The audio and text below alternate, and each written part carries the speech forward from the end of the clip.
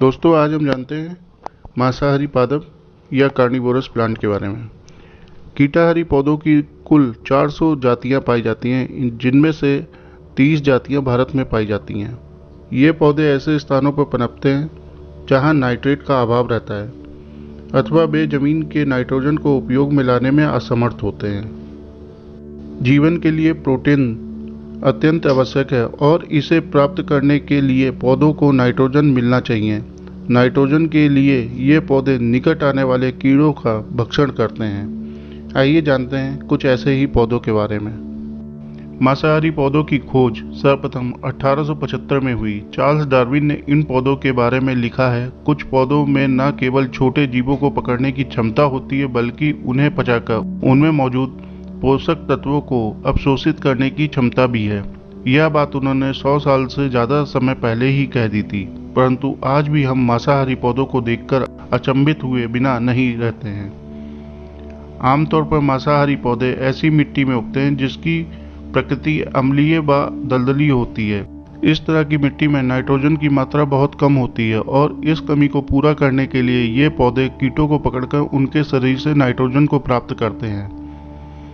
मांसाहारी पौधों की लगभग 975 प्रजातियां पाई जाती हैं, जिनमें से लगभग 30 प्रजातियां भारत में ही पाई जाती हैं। इन पौधों ने कीटों को पकड़ने के लिए अनेक तरीके विकसित किए हैं।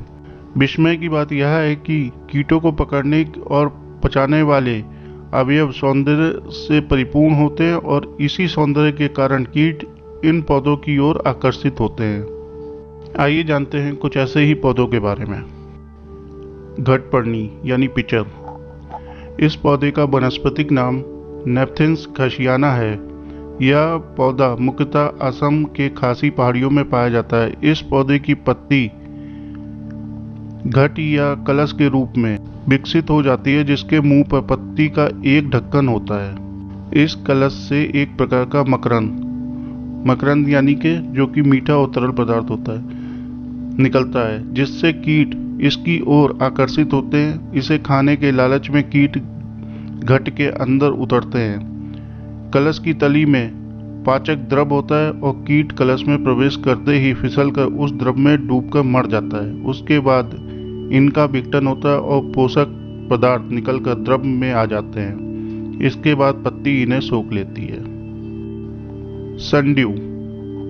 इस पौधे का वनस्पतिक नाम ड्रोसेरा है। यह हमारे देश के अनेक भागों में पाया जाता है। इसके पत्तों पर अनेक रेशे निकले रहते हैं जो एक चिपचिपा सा रस पैदा करते हैं, जो सूरज की रोशनी में ओस के कणों के समान चमकता है। इन चमकती बूंदों की ओर कीट आकर्षित होते हैं और स्पर्श करते ही चिपक जाते हैं। इसके पश्चात कीटों के चटपटाने से लंबे रेशे सक्रिय हो जाते हैं और वे चारों तरफ से कीट को जकड़कर बंदी बना लेते हैं।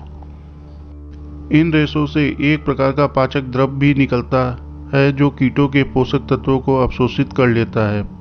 पाचन पूर्ण होने पर पुनः पौधे सीधे हो जाते हैं और अगले शिकार की प्रतीक्षा करने लगते हैं। ब्लैडरवर्ट। इस पौधे का वनस्पतिक नाम यूटिक्युलेरिया है। यह मांसाहारी पौधा भारत के अधिकांश जलाशयों में मिलता है। पूरा पौधा पानी के नीचे रहता है और इसकी पत्तियां बहुत अधिक खंडित होती हैं। इनकी नोक पर थैली जैसी संरचना होती है। इसमें वे सूक्ष्म प्राणी पकड़ लिए जाते हैं जो जलधारा के साथ आते हैं। थैली का खुलना तथा बंद होना एक वाल्व के द्वारा संचालित होता है।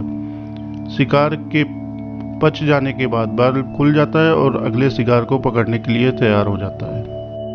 Venus flytrap. इस पौधे का वनस्पतिक नाम डायोनिया मर्सिपुला है। यह पौधा मुख्य रूप से अमेरिका के कैरोलिना क्षेत्र में पाया जाता है। इसके पत्ते दो भागों में बटे होते हैं और दोनों के मध्य एक उभार होता है।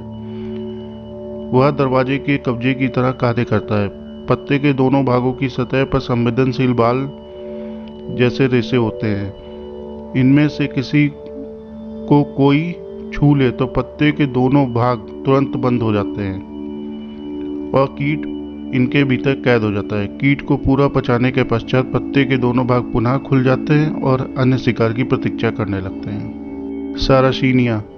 नेपथिन्स की तरह सरासिनिया भी घटपर्णी पादप है। ये मुख्यतः अमेरिका एवं कनाडा के कई क्षेत्रों में पाए जाते हैं। सरासिनिया के घट कीड़ों को अपनी ओर आकर्षित करते हैं। एक बार कीट इनके अंदर चला जाता है तो वह घट के अंदर स्थित द्रव में फंस जाता है और उसके बचने की कोई उम्मीद नहीं होती।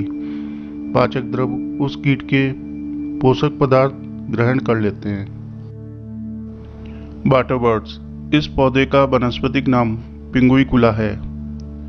इस पौधे के फूल अत्यधिक सुंदर एवं आकर्षक होते हैं। इस पौधे की पत्तियां चिपचिपी एवं ओस के समान द्रव स्रावित करती हैं, जिससे कीट इनकी ओर खींचे चले आते हैं और जैसे ही कीट इन पर बैठता है तो वह चिपक जाता है और किसी भी तरह दोबारा उड़ नहीं सकता।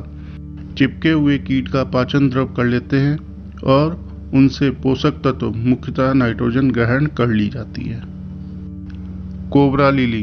इस पौधे का वानस्पतिक नाम डार्लिंगटोनिया कैलिफोर्निका।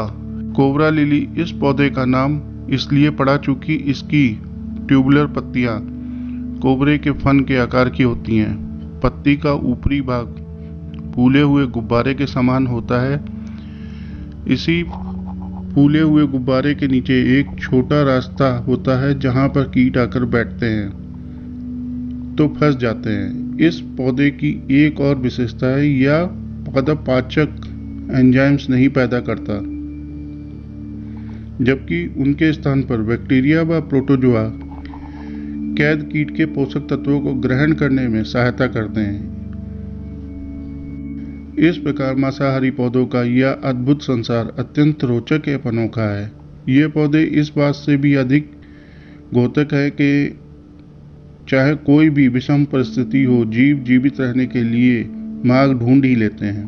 परिस्थितियों के अनुकूल स्वयं को कैसे ढालना है और क्या क्या परिवर्तन लाने हैं, यहाँ सीखा जा सकता है इन पौधों के व्यवहार से।